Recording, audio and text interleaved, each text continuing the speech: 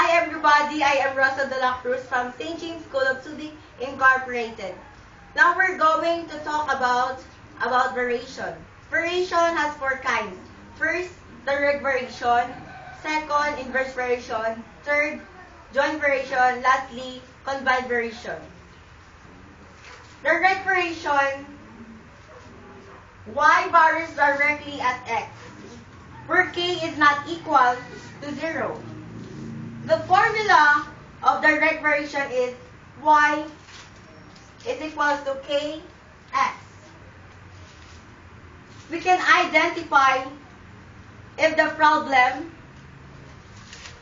is direct variation by the word varies directly. Hey guys, I'm Shana Madamba from St. James School of Subic Incorporated. So, we have here another example of direct variation problem. In solving direct variation problem, we use this equation. Y is equal to kx, where k is not equal to 0. So, notice how the word square root changed the equation.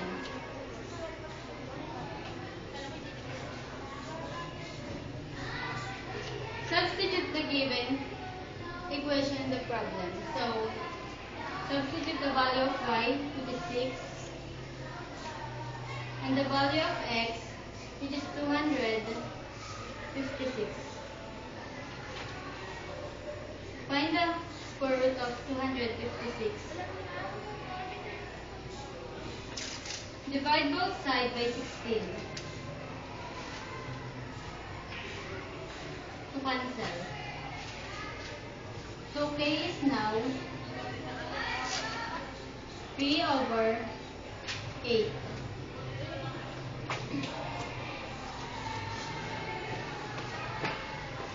Next, find y when x is equal to 625. Use the equation we used in first step.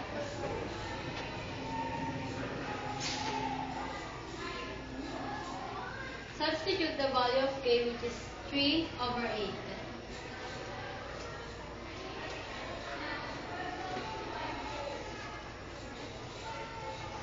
So we have now the direct variation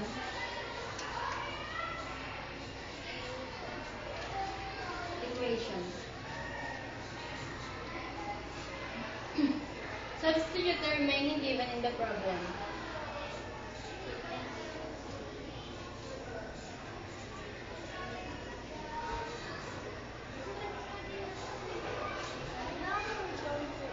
Find the square root of 625.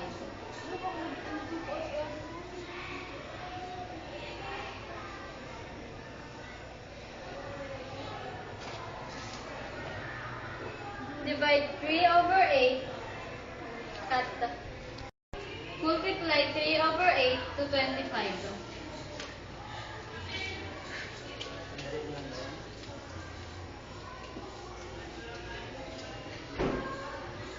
So y is 9